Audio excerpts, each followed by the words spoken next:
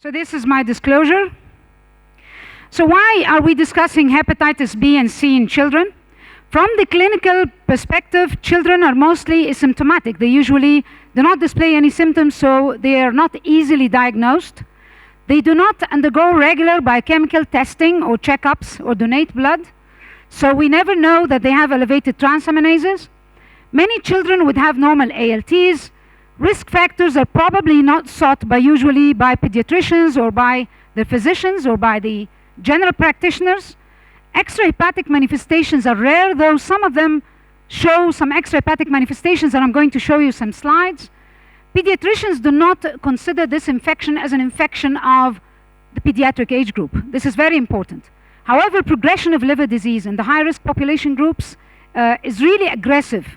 And we've seen children who've been under immune suppressive therapy, or multi-transfused children, or those under dialysis with very aggressive liver disease and with end-stage liver disease at the age of 8 or 9 or 10.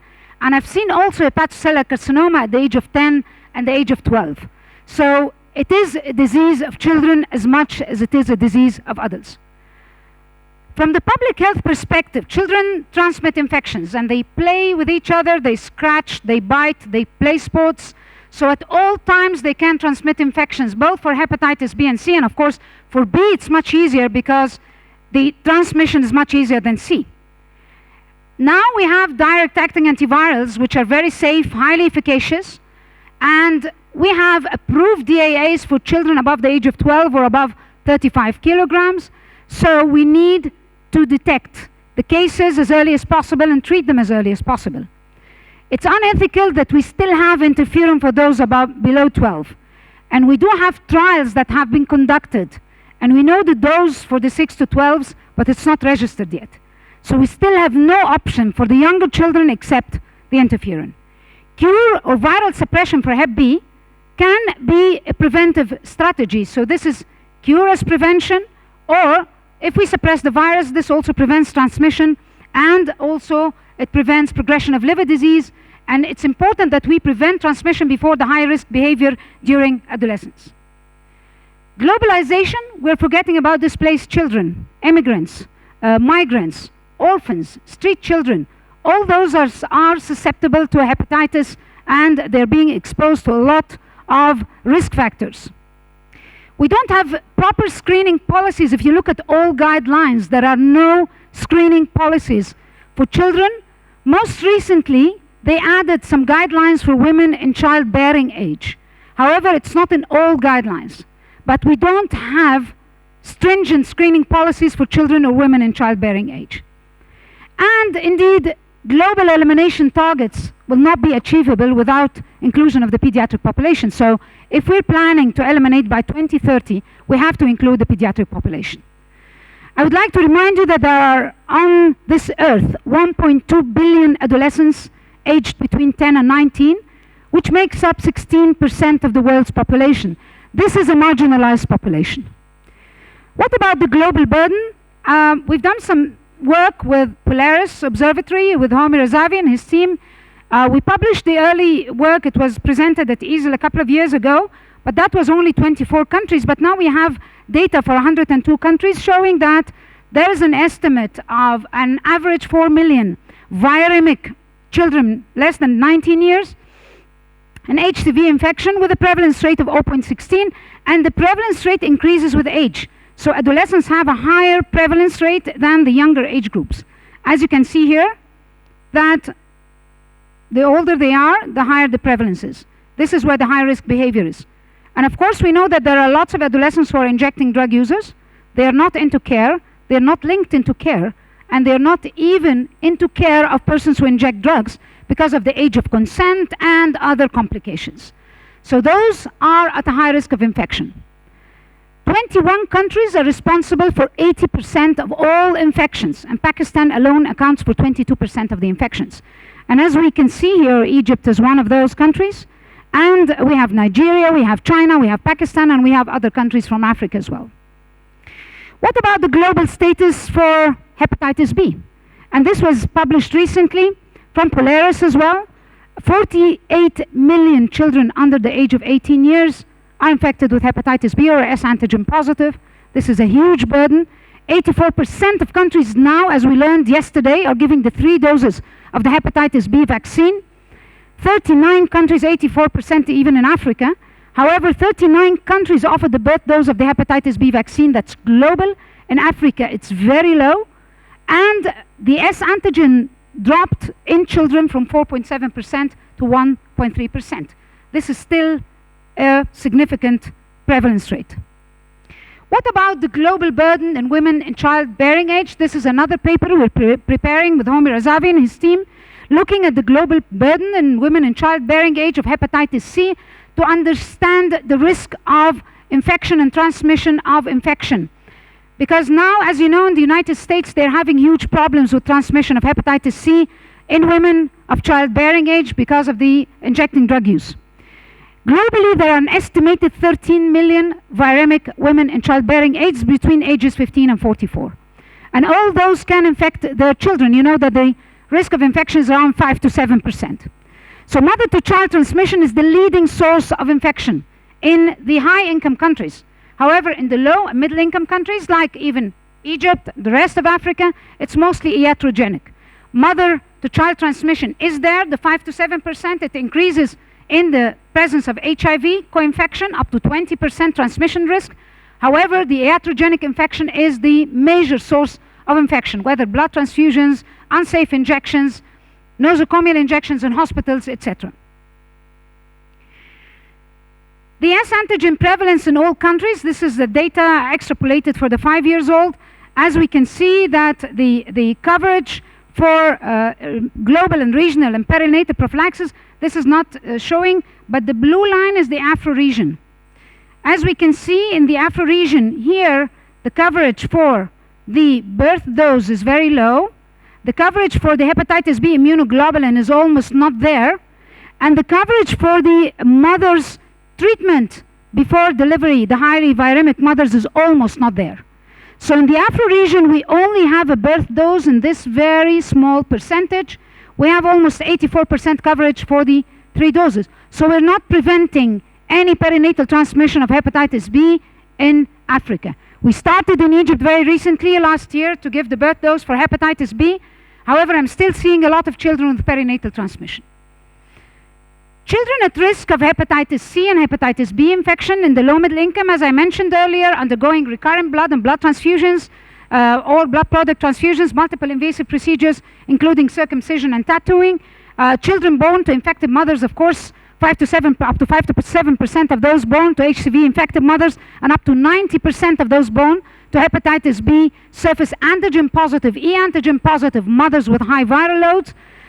Children with an infected household member, this I have seen with my children many times, grandparents who are infected with advanced liver disease, who are bleeding at home, who have hematemesis, who have bleeding from wherever, and the children, they tend to play with syringes, they tend to play with cotton buds that have blood stained, they tend to play with toothbrushes, toddlers with toothbrushes that are infected. Adolescents, they tend to use the razors of their fathers and their grandparents. All these are risk factors inside the houses.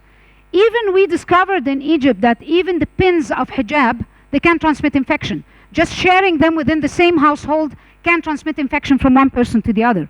And of course, we have adolescents with high-risk behavior, and we have a lot of adolescents that are either displaced or immigrants or refugees or injecting drugs, etc., or are living in the streets. So this is a really important issue. What about the prevalence in Egypt? We had an Egyptian national survey in 2009, and we looked at 3,678 children, and the prevalence at that time was around 0.5%. It was higher in adolescents, around 1 to 2%. The prevalence has not changed over the years. In the last demographic health survey in 2015, it was around 0.2 to 0.5%, also up to 1% in adolescents. And it was higher in males than females. And we do have at least 10,000 born yearly with hepatitis C because of the prevalence of hepatitis C in mothers, and we have 2.5 million births every year. So it's we have an estimate of 10,000 more added to our pool every year. And this is our demographics in Egypt as we see here. The 50% of our population are adolescents, less than 25 years old, and 33% are less than 15 years old. So half our population are around 50 million are below the age of 25. So this is a very important population. This is just to show you how alarming it is in the United States now. CDC has announced that these were published in Mortality Morbidity Weekly report and in the Journal of Pediatrics. They had alarming increase of hepatitis C transmission from mother to child up to 200% in some of the states, including Kentucky and Philadelphia, and that's because of the opioid epidemic in the United States. And I think that was a huge alarm, and that led the CDC to add screening of pregnant women for hepatitis C in their guidelines very recently. If we look at the natural history of hepatitis C, we all think that it's a very benign disease, it doesn't cause any problems, and children can be treated when they are adults. Of course, that's an excuse for the adult hepatologists to remain in practice for life, because they would like to get those children when they are adults, when they have advanced liver disease, and keep on treating them in private. Infections acquired during infancy are more likely to spontaneously resolve, and fibrosis of liver tends to increase with age. Chronic hepatitis C acquired during childhood is associated with 26-fold increased risk of liver-related deaths. 50% acquiring the infection in early childhood are expected to clear the virus, but in fact, when I followed up my patients, it's way much less than this. Only 20% or even less clear the virus. The rest all have chronic hepatitis C. This is an overestimation.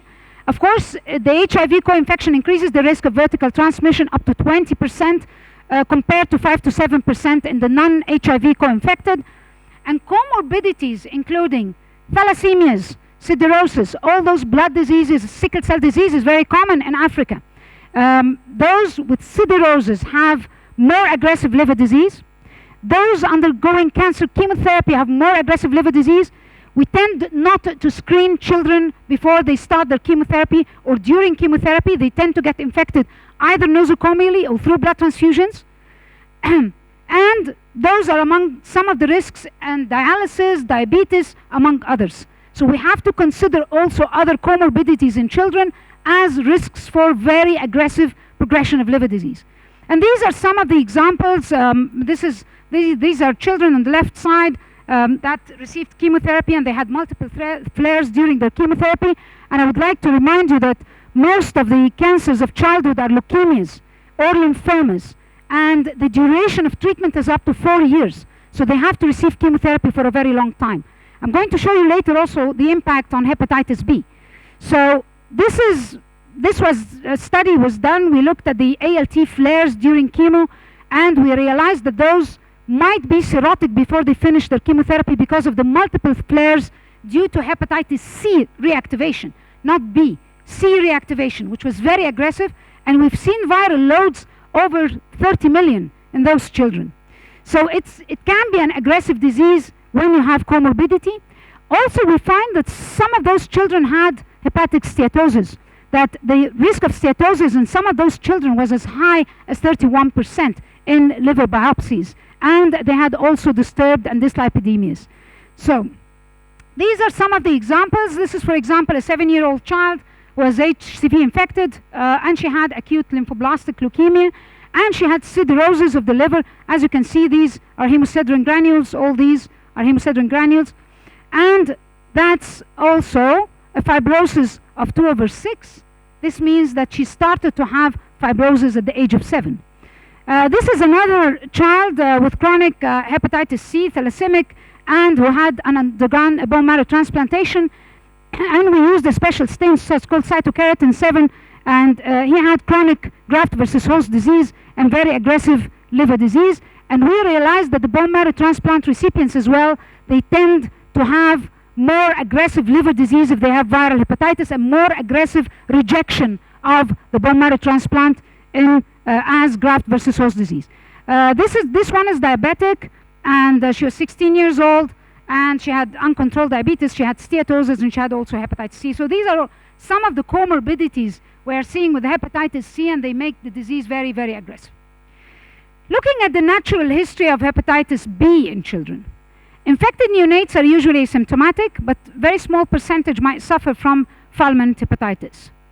Of course, this is the typical Gianotti-Crosty syndrome, the papillary acrodermatitis. As you can see in those pictures, this is one of the extrahepatic manifestations that is seen in some of the neonates born with hepatitis B.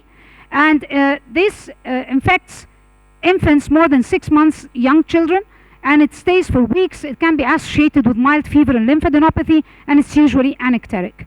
Older children would usually have mild constitutional symptoms, and sometimes occasionally in mild or fulminant hepatitis. We also see sometimes the membranous glomerulonephritis, and that's why when a child presents with membranous glomerulonephritis, they usually check him for hepatitis B. We see more rapid progression of liver disease than adults in children, and we do see sometimes hepatocellular carcinoma at the age of 12 or 10 or 14, and it's usually very aggressive, and I have not seen a single child with HCC who presented to us who survived the HCC.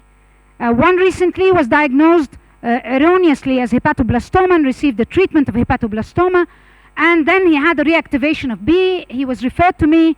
I checked him, and we checked his initial biopsy. I checked his mother was positive. I checked his initial biopsy, and I sent it to the pathologist. He stained it for S antigen, and it was positive. So he was a hepatocellular carcinoma. He said it was very difficult to differentiate between hepatoblastoma and hepatocellular carcinoma, but the S antigen gave the clue, and he had the portal vein thrombosis at that time, and we could not save him. He received tenofovir for 6 months, 8 months, and then he passed away. So it's a very sad story, and it is totally preventable. By simple birth dose, simple screening of pregnant women, this is the clear message. It is a preventable disease. It is a vaccine-preventable disease. Spontaneous clearance is commoner in the Western children, lower in Asians, suggesting some genetic differences, 4 to 10% annual antigen antibody seroconversion. As you know that in Africa, the risk of hepatocellular carcinoma in the 20s and 30s is very high. So I think it's very important that we focus on the public health perspective of screening pregnant women, of implementing the birth dose in our countries. This is really critical. More active disease is usually beyond adolescence, a more favorable evolution in females with genotype B. This is an experience of 25 years from Asia, of 252 hepatitis E antigen positive cases. 59.9% had infected mothers, 77% were Asian, and 33% received interferon. ECU conversion rate was 41.7% over an average of 6 months up to 19 years of follow-up. 49% achieved inactive chronic infection by age of 19, and being non-Asian, age of diagnosis less than 3 years, and ALT more than 40 were associated with higher rates of E seroconversion. Now, this is important. This has recently been published looking at immune tolerance. As you all know that we always say that the child is immune tolerant, he doesn't need treatment, and we don't do anything about it because treatment is not going to be effective. He has very, very high viral load, and his transaminases are normal. He's immune tolerant. We do not treat. However, recently they found that not the traditional concepts of chronic hepatitis B with minimal liver histology changes, no immune-mediated liver injury, and antiviral therapy is not recommended, is not true 100%. However, there is sometimes high replicative, low inflammatory chronic hepatitis B, and that's why we need to follow up. Sometimes we need to do biopsies. If we are not clear about the level of ALT, and this is something also that always confuses me. The guidelines say that the ALT level is 40. Do we really know that 40 is the normal of children? And then later on they came out with the 19s and the 20 for females and males. And the guidelines say it's above 40 is elevated transaminases. Do we really know that 40 is the right level for children? Nobody knows. We do not have surveys showing normal levels of ALTs in normal children. So 40 might be elevated, might be at a stage where there is minimal inflammatory changes and substantial histological lesions. And that's why sometimes we need to have a liver biopsy. It is sometimes indicated, in some cases because sometimes there is HBV DNA integration and there is some inflammatory changes in the background and those children might need treatment. This is also still under study, but I think it needs a second look and we need to follow up those children very carefully. And I think liver biopsy in some cases might still be indicated to be able to decide whether to give treatment or not. This is an example of one of my children who was 5 years old, chronic hepatitis B. He had an ALT of 57, AST of 64, and this was his first ALT. It persisted after 2 months, and then after another 2 months, so that's 4 months from the first test. So I was waiting for 6 months to see if it's still elevated. I was going to start treatment, and then it persisted for 6 months. And I decided at that time, we were doing a lot of liver biopsies at that time. That was eight years ago, around 8 years ago. So we had a liver biopsy for this child. He was E antigen positive, S antigen positive, mother was positive, and sister was positive and had aggressive liver disease. DNA viral load was very high, 3.7 times 10 to the 8.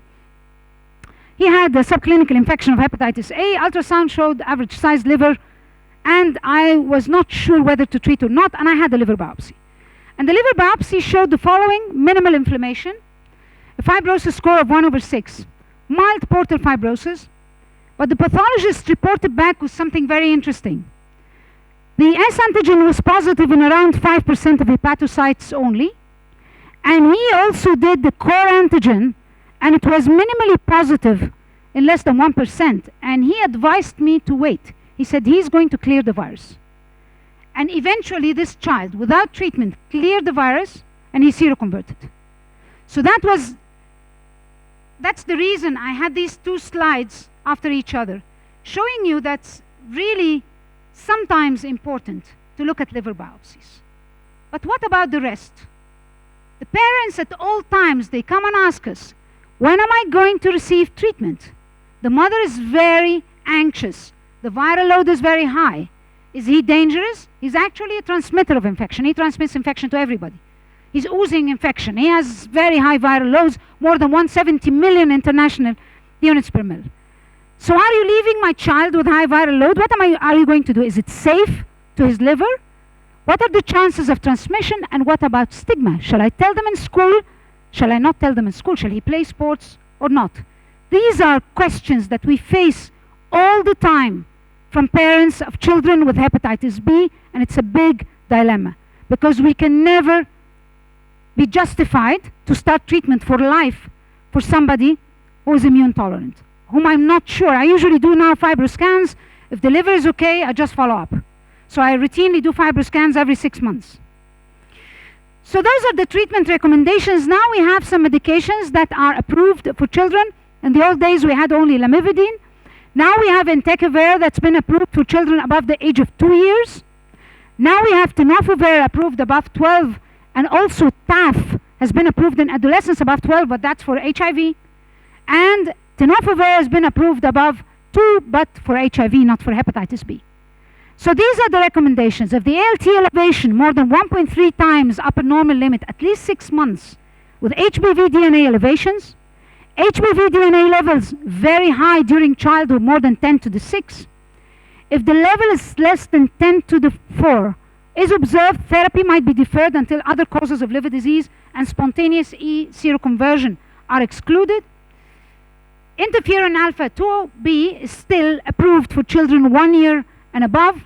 Lamivudine and entecavir are approved 2 years and above.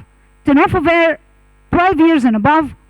And duration of treatment with interferon is 24 weeks. We try to avoid this as much as possible. However, it gives us the benefit of a finite treatment rather than an infinite treatment. I have children who are adults now and have children who have been on treatment for the past 20 years and still following up with their pediatrician because they get the medications from their pediatrician.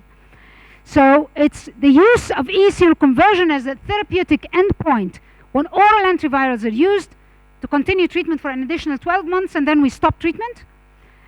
Children who stop antivirals should be monitored every 3 months for at least 1 year for recurrent viremia and ALT flares and clinical decompensation. And these are the recommendations for children.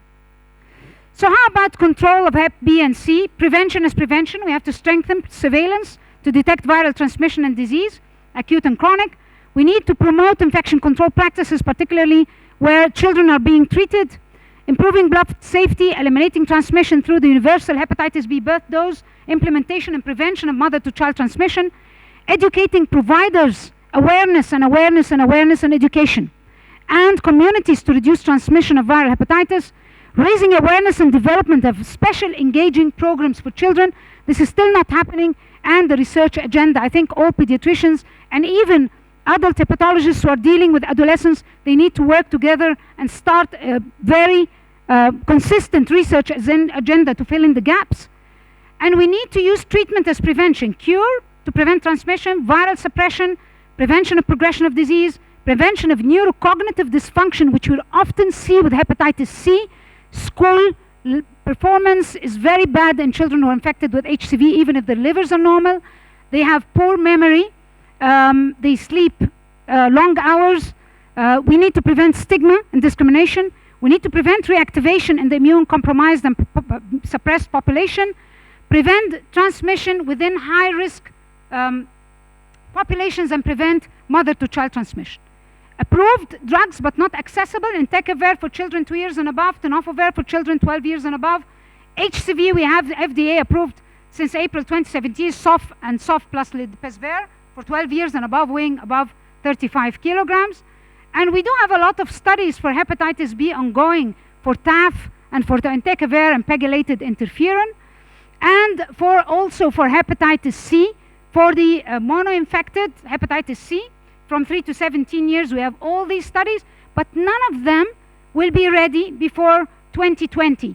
By this time, I think there are lots of children would have progressed to liver disease. These are some of the ongoing trials in Egypt, and I finished just recently a trial with Harvoni in the chemotherapy patients to prevent reactivation during chemotherapy, and the brilliant results, really 100%. We had also results for daclatasvir and sofosbuvir in adolescents. Many other studies are being done, conducted, and some are published now, even for 8 weeks. I'm publishing also another one for SOF-led 8 weeks in children, and we're conducting also a pharmacokinetic study for sof-daclatasvir in adolescents, and we're going down to the 6 to 12 years olds. And those are some of the trials. All these have been published, and those are the 6 to 12 years old that has been published recently by Gilead, and showing also almost 100% sustained virological response in children who are infected. Prevention of mother-to-child transmission, I think this is something that we've seen before. For those, Hep B and C might lead to preterm birth, low birth weight, premature rupture of membranes, gestational diabetes, possible small increase in congenital anomalies, and Hep C might lead to cholestasis of pregnancy, the neonatal intensive care admission, and neonatal abstinence syndrome in mothers on injection drug use or on drug use. And we know that the transmission can happen even intrauterine, not necessarily perinatal, as shown on the right slide. But now we have immune prophylaxis. We have treatment with tenofovir in women with high viral loads before they deliver, so we need to screen and test all women before. This is just one of my slides showing the effect of lamivudine for the hepatitis B reactivated children who used to die of hepatitis B before the availability of lamivudine in 1998, and we could actually prevent reactivation over several years, and we used to have very aggressive disease with Hep B in the immune-suppressed population, and even reversal of fibrosis in most of the cases, and now we have a solution for Hep C. This is one of my final slides showing that extrahepatic manifestation as well is preventable by treatment. We have this one on the left side is a necrolytic acral erythema. It's a very special skin disease for hepatitis C genotype 4, and we see the clump tone of filaments here. This one had a transplantation, had interferon, regressed the lesions, and then she had a liver transplant at the age of 15, and then now she's married, she has a child, graduated, and eventually got treated with cured of Hep C with DAAs, and this is her baby. This is another one who presented to me last year with lichen planus, and now he presented at the age of 11. He was F3, had his family was infected with hepatitis C. This one also had a father and mother infected with Hep C, and this is after 8 weeks of treatment. I didn't show you the picture after treatment completely. He cleared the lesions completely now. He doesn't have a skin lesion. So this is also another one with autoimmune disease and siderosis, and she had the cancer chemotherapy. She had aggressive liver disease, and this one had iron chelation and then had treated for autoimmune liver disease and then received treatment for Hep C, and now she has F0. She's F0 after treatment. So these are examples. We have huge, we had a national program for treatment of children through one of our NGOs. I'm the Secretary General of this NGO called the Egyptian Liver Care Society, and now we're going to treat another 1,000 children with DAAs. So I think the rationale, we're back to the rationale, we need to improve the quality of life. We've treated children with severe bone aches who improved, and they're living their lives happily. The fatigue disappears completely after DAA treatment, and there is always a cost advantage of treating children earlier instead of treating them later. And I think preventing one case would save around $10,000 in the next 15 years. These are lots of challenges and gaps. I know I've been over my time by 2 minutes. Challenges and gaps, prevention of mother-to-child transmission. I think we should focus on this, and we should focus on treatment, early treatment of children with especially adolescents. Now we have pediatric formulations, but the economics of manufacturing the pediatric formulations is something that we're working on with the global accelerator with the WHO. And these are critical needs. We need to eradicate HCV before adolescence. We need to give the birth dose to everybody, screen all pregnant women for Hep B, and we need to partner with generics to use the pan-genotypic drugs.